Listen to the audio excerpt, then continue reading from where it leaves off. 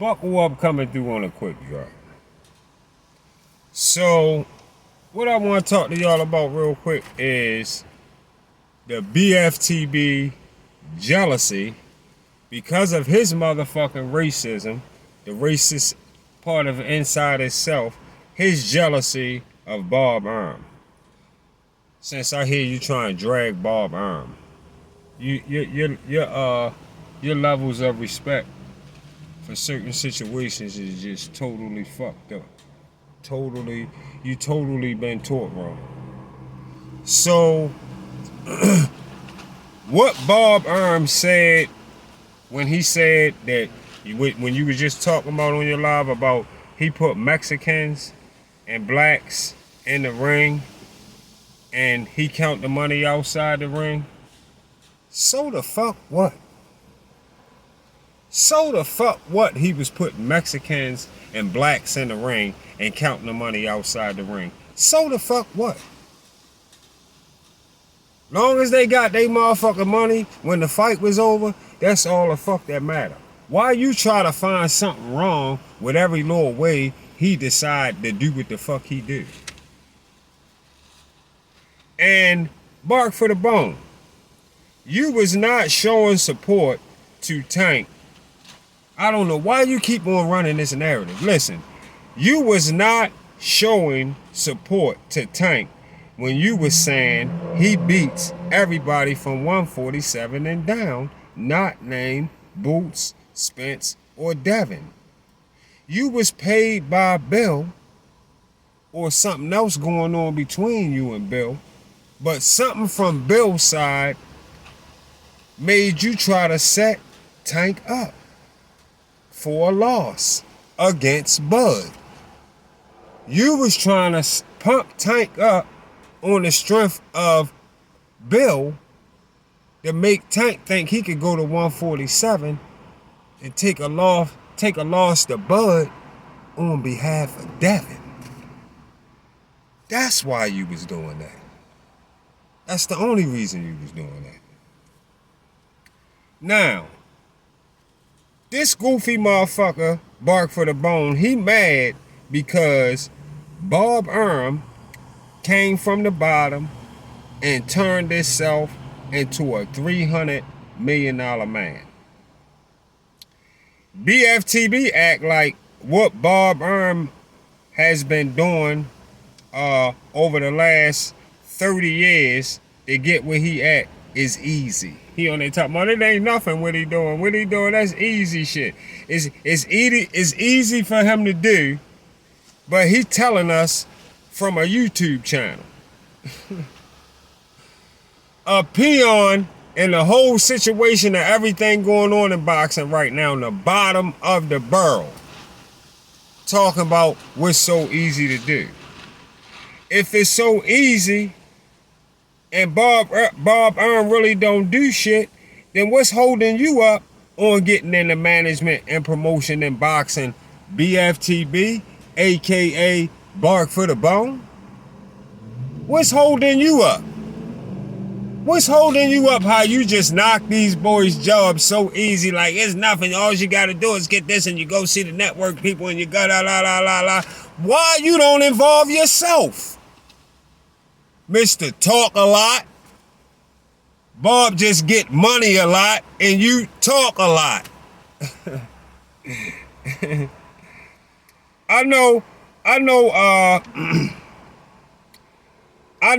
Bob Arum shit kicked off when your goofy ass was probably still in the lizard that hit your peoples off sperm bank.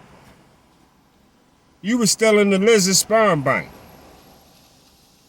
You somewhere between 40 and 50 years old, so either you weren't even born yet when Bob got started, or you was running around with a shitty ass diaper when Bob Arum set it off with Top Rank. Yeah, pretty much. At the least, you was running around with a shitty ass diaper, no doubt. And check this out, y'all. Bob Arum arguably has the most big fights ever made when it comes to putting A level versus A level. Go look at the resume.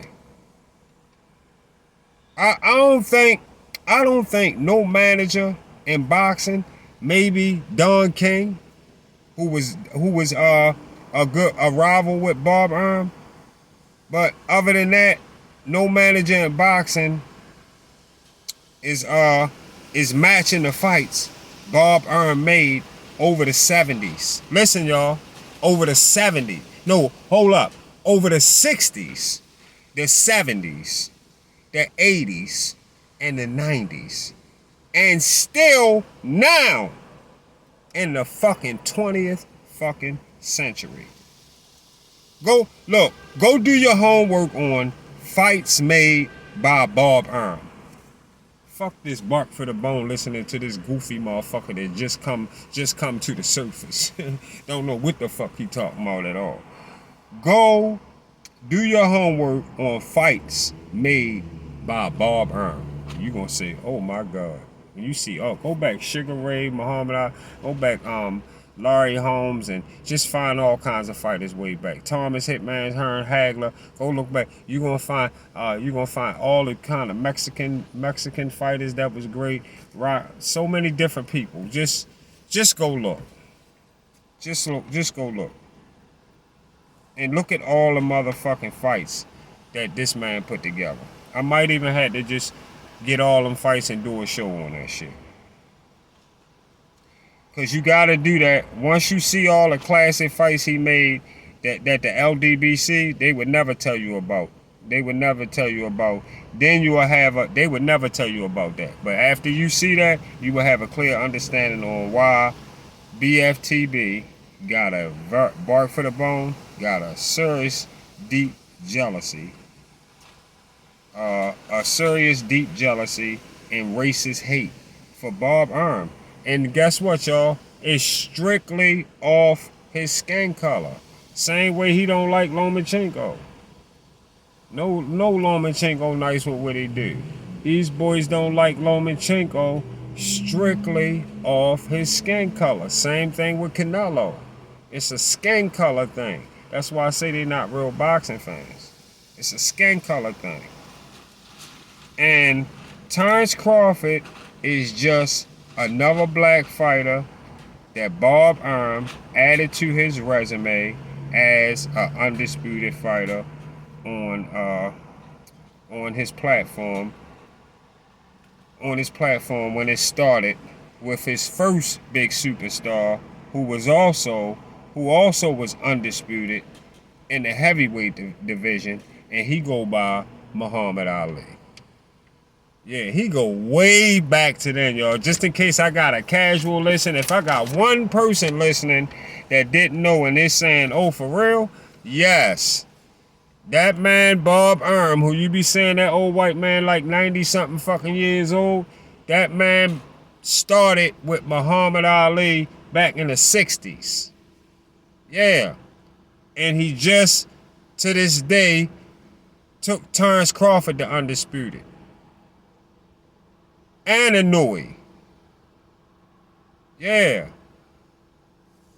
Yeah, he go way, way back. You can't listen to this bark for the bone motherfucker. He don't know what the fuck he talking about. Listen, from Ali in the 60s to Bud in the 20th century, and all the fights that you find in between Ali and Bud is like I say, it's incredible.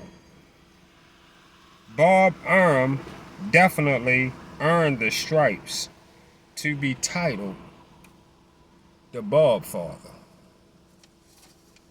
See y'all on the Get Back.